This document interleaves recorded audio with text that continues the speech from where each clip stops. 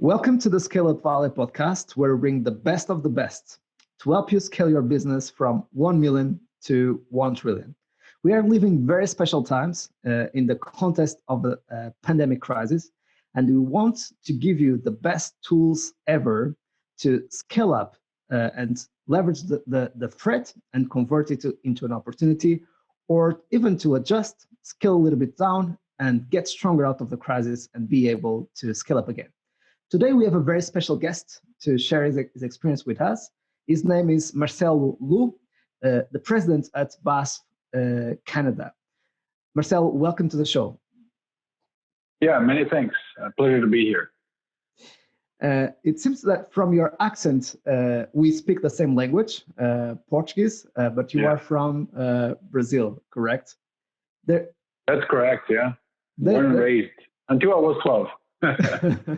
There is something that I loved about your LinkedIn profile, and invite our audience to go look at you also at your LinkedIn profile, which is kind of the mixture of cultures and what you got as a kind of an attribute or as a threat from each culture that you had the opportunity to interact with. You talk about, for instance, from Brazil, art; from Canada, where you are based in Toronto, niceness; about China, persistence; US, drive; France, culture; Spain, passion; Germany, discipline; Hong Kong, food; and that's it. Canada, niceness; and Brazil, art.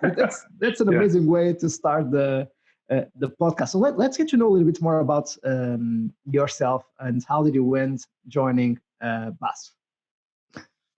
Yeah, so as you mentioned, I'm originally from Brazil. Lived there until I was 12, and then the family decided to move to the U.S. Actually, most of my education is in the U.S. And I even did a university there. And during university time, I was able to go to France and Spain for what you call in Europe Erasmus, right? And then returning to the U.S. and university I actually went to is Georgetown University, which was very close to the World Bank. And that was my first job that I got was at the World Bank in Washington, D.C., which married very nicely to my major, which was foreign service. So never thought that I would want to be a diplomat, but during that time, I thought about becoming a diplomat, and that's why I really enjoyed learning languages. And the World Bank was a great experience, but after almost 4 years at the World Bank, I decided to say, okay, the public sector is a little bit slow, talking to governments. I want to see some energy. I want to experience private sector. And I applied to a couple of companies, and BASF, I had done an internship when I was in Spain, in Barcelona with BASF. And they took me, and I started in Germany. So that's what took me to BASF in Germany. And I've been now I'm in my 15th year with them, and never looked back. So Germany, Hong Kong, and now Canada. Yeah? That's amazing. And I was pronouncing in the wrong way the name of the brand, BASF. Apologies. But actually you're correct. In Brazil, we call it BASF. But in Canada, we say BASF. So it's a little bit where we are culturally. It's being adapted to the local countries, which is a very good think global, act local. It's already an old adage. And getting to the business, and just a quick introduction so people understand in what stage of growth BASF is. So we are talking about a company that is north of 78, almost 80 billion US dollars in annual revenues, in the current global Fortune 500 index, position 115. And just 69 companies get to 100 B, which is the next stage for BASF. It's a German company, global leader in the chemical industry, and was born in April 6th of 1865. So has been faced almost all wars and pandemics that we have been knowing, and is still year. So that's operational. You're correct. That's a very good that's a very good example to bring you in on the show. How is this possible to have such a long cabinet? So would you like to give a little bit more of introduction about BASF for the audience? Yeah, and depending on the age of the audience, most people would know BASF as the cassette tape manufacturer, right? So, of course, we don't produce those anymore.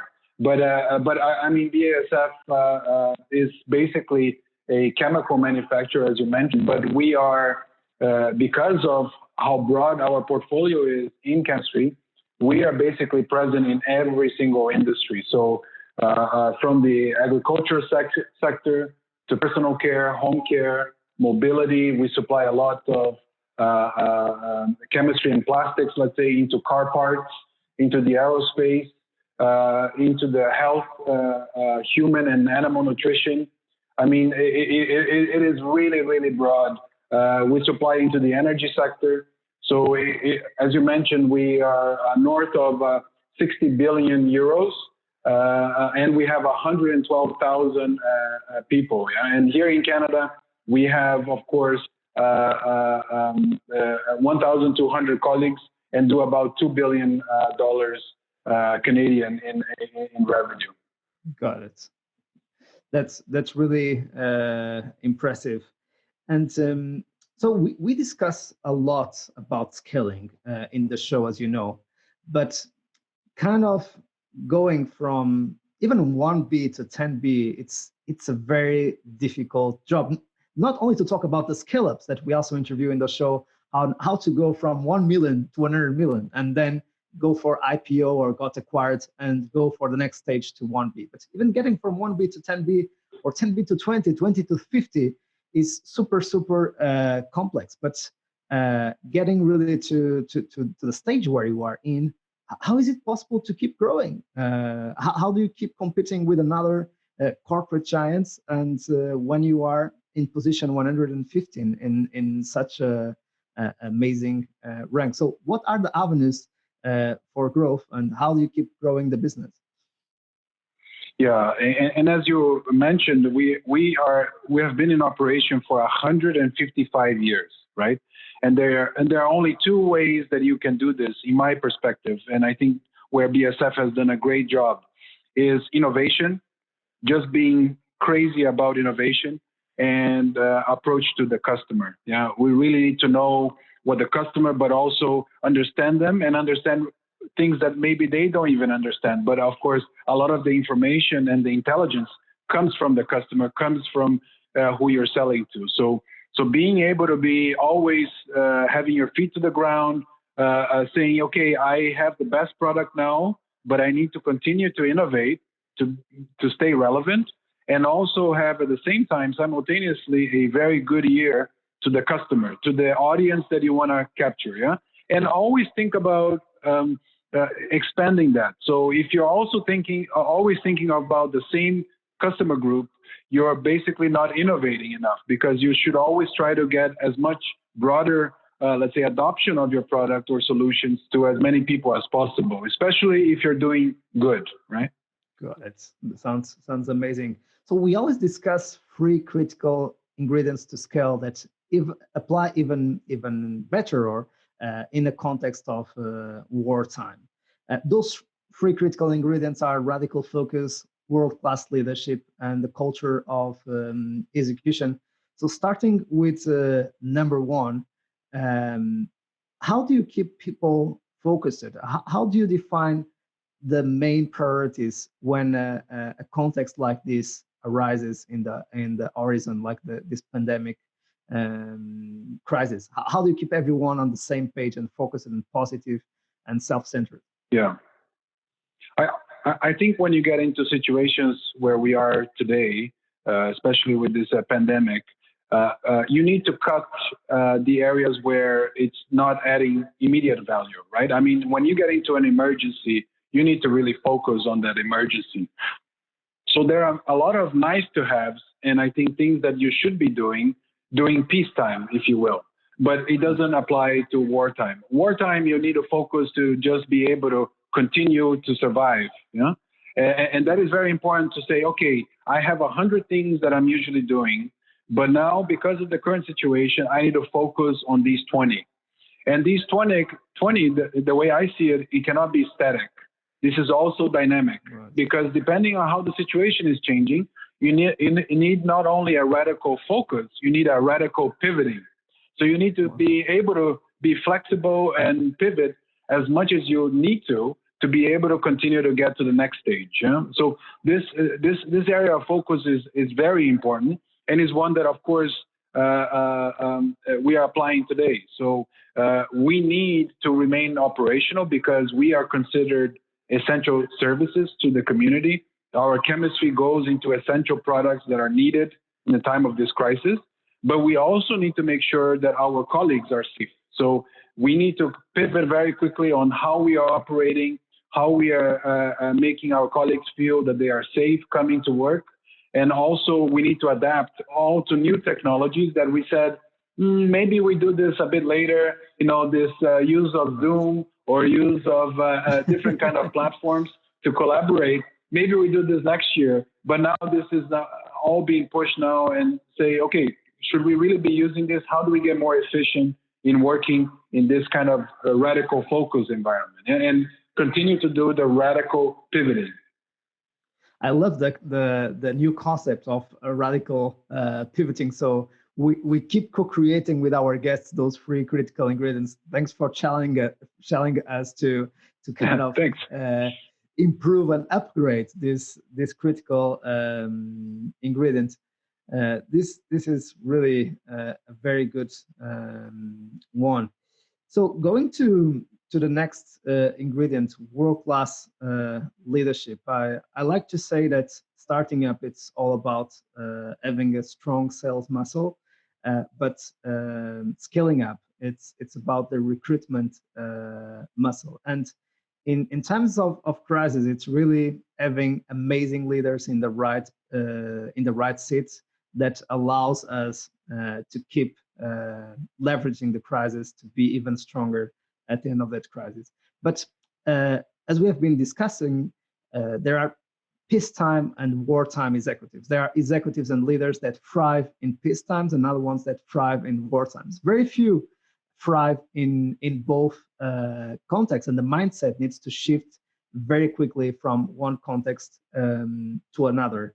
So how do you kind of pivot your teams, or how do you help the ones pivot their mindset to adjust to wartime? This is a great question, and one that, of course, you need to take care of bringing the right people to your team, even during peacetime. And one thing that one should always keep in mind when you're doing interviews for people coming into your team is, what does this person, he or she, do or does at a time of exception, when things are going bad and when the pressure is high, how this person is going to be reacting. Because it's very easy to bring in people and just assume that everything is going to be normal all the time. So what I try to do is, in the interviews and when we are looking at profiles, is how is the person going to react at times of exception? And of course, wartime is time of exception, right? So that is one that you should always be doing, even in peacetime. But what I think is always important is for executives, I mean, very good executives in my mind, and good leaders, not only executives, is those that are good warriors at the time of peace. So you need to be edgy always at the time of peace. Again, going back to this innovation and being active to not become, let's say, obsolete. You need to always be a bit edgy and almost always in a little bit of wartime or little battles. You need to do it during peacetime, because you want to, as you mentioned, you talked about muscle. You want to keep that muscle ready, because when it snaps, when an exception comes, and when things like this happen, you want to be able to immediately migrate to that. Yeah, and of course, you will have teams that are very agile doing this, and some that need to, you need to actually bring them there. And of course, it is with communication, yeah, and being able to communicate. Warfare nowadays has nothing to do about picking a weapon and going to fight. Is how you're communicating. How do you bring the people together? How do you keep the positivity, right? So this is, yes, you may have very challenging messages, very negative messages that sometimes you need to give, but how do you keep it positive? How do you keep it transparent? How do you keep it genuine? I think people then follow. You know? I love that component of being honest, clear, frank, and also the authenticity, not being fake, which doesn't help at all to lead. That's an amazing point. And by the way, in terms of peacetimes, also investing in innovation. I know that you have a program with that you are starting with Plug and Play. Would you like to talk a little bit more about that as well? Yeah, I mean, to your point on scalability and supporting scale up. So we, of course, are a big multinational, and part of the being uncomfortable is trying to interact with companies that are faster than us, that are more aggressive than us, that are doing this little peacetime warfare, right? So the best population to do this are the ones that are innovating so quickly that we cannot catch up. And these are the startups, yeah? And of course, we've been trying to develop a culture in BASF where we are welcoming these kind of interactions with startups. And one of the ones that we already have a very good relationship in Silicon Valley is a company called Plug and Play. They are a network or a hub of thousands of startups globally. And one of the great services that they do is they do deal flows and also innovation days that really provide, basically a full day of interaction with startups on specific topics. So I was introduced to them by a colleague. I experienced an innovation day at their headquarters in California, and I thought it was a wonderful idea to not only expose us, BASF, but also our customers and partners, right? So I checked with Plug and Play to see if they had an office already in Canada. They don't. And we are in the discussion now to really be able to open an office in our office of Plug and Play so that we can start interacting with startups. But again, not only BASF, we would also be opening that for our customers to have that kind of interaction. And that is exactly as you mentioned, right? During even the good times, we want to be challenged. We want to get a lot of input from the outside so we can challenge the way we're thinking. Because sometimes if you're only in internal meetings all the day, you only think one way, right? You need to be getting exposure from the outside. And that is part of peacetime, but also wartime tactics. It's an amazing one. And something really critical in times of war and also of peace, but especially in wartime, when we are kind of in survival mode, which can be also very dangerous emotionally, is to keep repeating the vision and keep seeing after the crisis. So and that's when we see the values and the mission of the company. I know that you are converting some of your plants to help combat or to help fight the coronavirus threat. Can you share a little bit more about what you guys are doing to help? Yeah, absolutely. So it really started in Germany, our headquarters. We started the production of hand sanitizer, let's say liquids, because we are a chemical company. We, of course, have experience on how to do these formulations. And, of course, that triggered inspiration or motivation throughout the globe, where BASF is really trying to step up and support as much as possible. So we are looking to convert some of our local Canadian plants to produce hand sanitizers. But not only that, we, of course, being an ingredient supplier to so many industries that are producing, let's say, respirators, that are producing ventilators, that are producing masks, gowns, and other disinfectants, we have a view of who the potential partners are, and we are trying our best to link the government with our customers, with our partners, so that they are able to source from them as well at this time of need. So we are trying to develop even a platform, a startup platform, where from scratch, where we are going to be connecting, allowing people. It's an open platform where we're allowing people and companies to put in what they have available and what ingredients are missing from their part, so that we can try to supply. But if we can't, then it's visible for other companies to do it. So, and also, of course, the people that are interested to get that product. But not only that, even the government having access to this platform. So we're going to make it an open source, and hopefully we're able to do this in the next couple weeks, so that we really have a full, let's say, a mobilization of all companies that are having things available to feed information into this quote unquote startup platform, for transparency. So these are the kind of things that I think is amazing, that we are part of, the chemical industry that is part of so many other industries. And one big one that I almost forgot to mention here in Canada is we are a big part of the agriculture value chain. Mm-hmm. And of course, food security is top of mind. That is an absolute business essential or living essential industry. And we are happy to be supportive also there in this time of crisis. Absolutely. That's amazing initiatives. Congrats for that. And moving to the ingredient number 3, or the critical ingredient number 3, which is the culture of execution.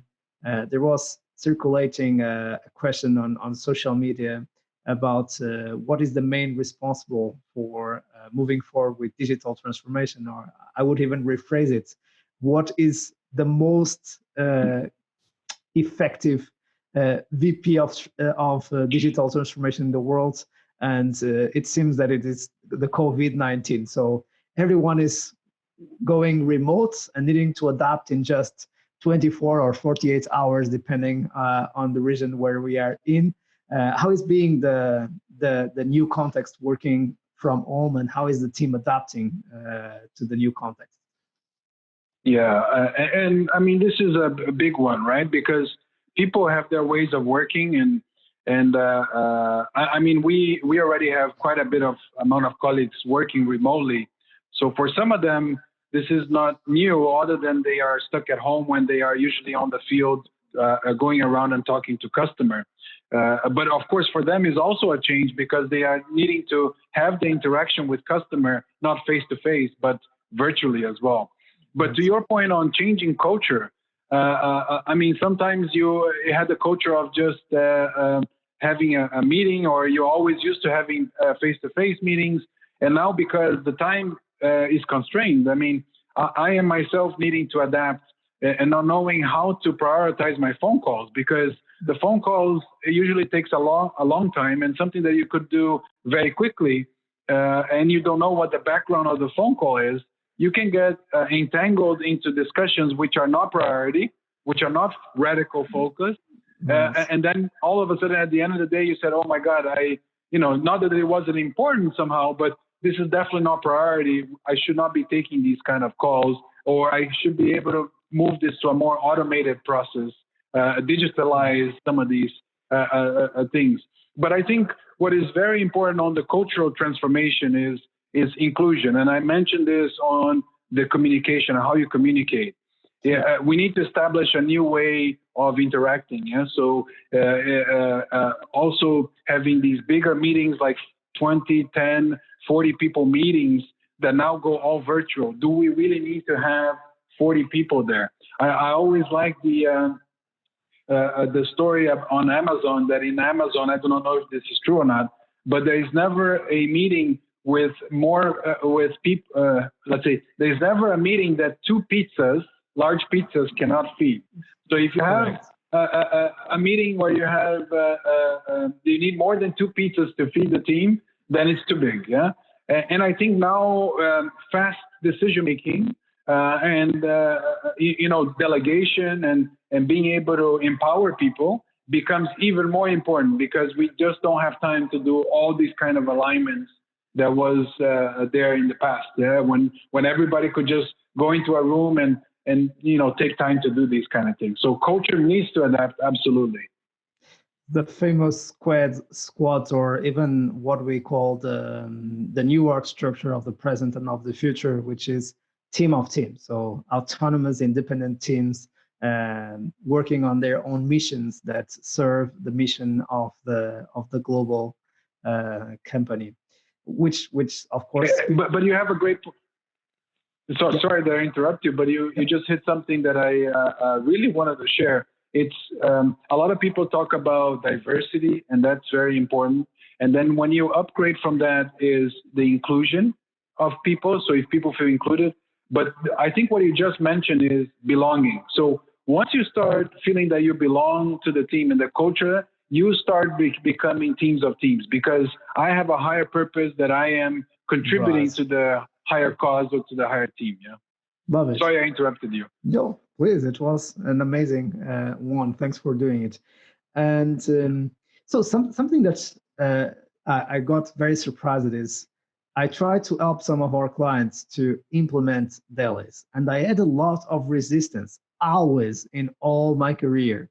And nowadays, everyone is doing dailies. And you know what? They are super, super happy for doing dailies. They are super, super productive. So what is daily? Sorry, I couldn't hear you. So the dailies is the stand-ups in the morning, where you just say what are your priorities for the day, and you share with all the team. You also comment any bottlenecks that you might be facing, and you are always on the same page, as the context, as you said, is always changing.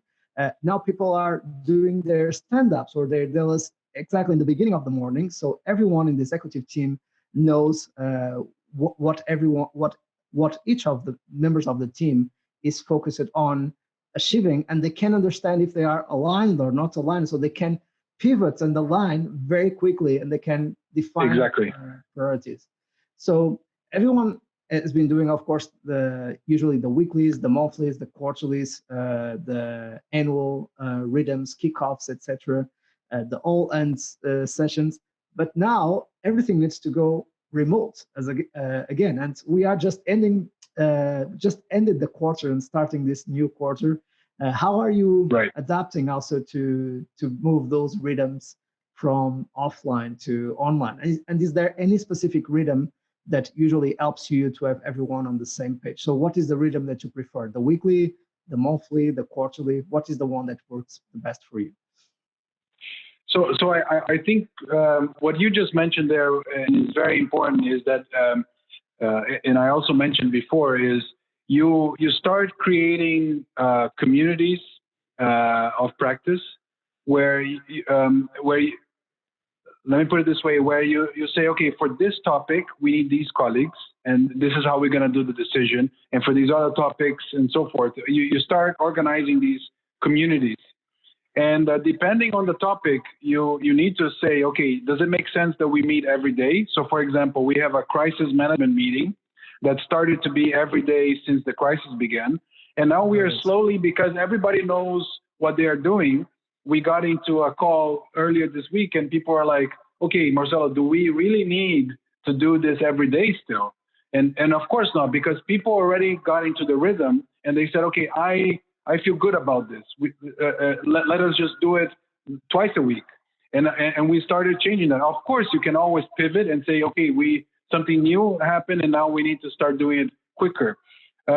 Communication. We were doing a lot of communication every day, a lot of communication around the crisis. What are we doing? What is available for employees? What is available for customers and everything? And now, of course, with most of these big ticket items already done, do we really need to be doing daily communications on top of the crisis management team and on top of all the business reviews? No need. So it's in the beginning, there is some intensity. And I think like an organism, you start organizing yourselves. And then when you click is when you say, okay, now we need to do a check-in, the way you said it. Does it really make sense that we continue doing what we're doing? Maybe we can do higher frequency or lower frequency and pivot. Back to your point, always pivoting and having changing focus. Yeah. Got it. That's the new concept of the show that we need to introduce. It's the pivot concept that we applied in all the critical ingredients since you have introduced it. Thanks for that. That's your main contribution to the show. And we got to the one of our favorite questions and the final question of the show. Let's see if you are able to graduate. And so if you have the opportunity to meet Marcelo 15 years ago when you were joining BASF, what advice would you offer to Marcelo at that time? So I will say for 90% of what I've done, just do it the same. Yeah, I always give advice in this in a way. I think in life you need to be two things. Yeah, especially in career. One is curious. Curiosity brings innovation and brings creativity, brings new ideas. But the other one, which is maybe the opposite, is patient. You need to also be patient. So, and I think there I could have been more patient in a couple of discussions. I could have been more patient in a couple of steps in career. And I think what is very important is when you arrive in a position, whatever it may be, whatever level it may be, but you realize that you're learning quite a lot, that is the time for you to do a small pause and get the learning zone and get everything out of that. Because if you continue to be too curious and impatient, you will want to move and you will lose a huge opportunity to learn something in that one. So in that learning zone, right? It doesn't mean that you stop. It means that you are just absorbing a lot and learning a lot. So if I could tell myself is, be a bit more patient, and sometimes not let negative news of maybe people not appreciating what you brought forth affect you so much. Because I like when people say, yeah, this is a good idea. Most of the times I don't like at all when people say this is not a good idea, let's not do it, right? So just be more accepting of that. Yeah. Absolutely. And we will teach a new word to our audience today. I've never done this before, so which is to say thank you. So obrigado, or even thank you very much. Muito obrigado. Thank you very much, Marcel, for joining the show and sharing your experience with us. It was really a pleasure. Yeah, no, thank you, Mike. Appreciate it. And hopefully I gave some food for thought for the audience. Yeah? Absolutely. And to you, to our community, we keep bringing you the best of the best so you can navigate these COVID times in the best possible shape and leverage it to be even stronger at the end of this period. So we wish you to stay healthy and to keep scaling. See you soon.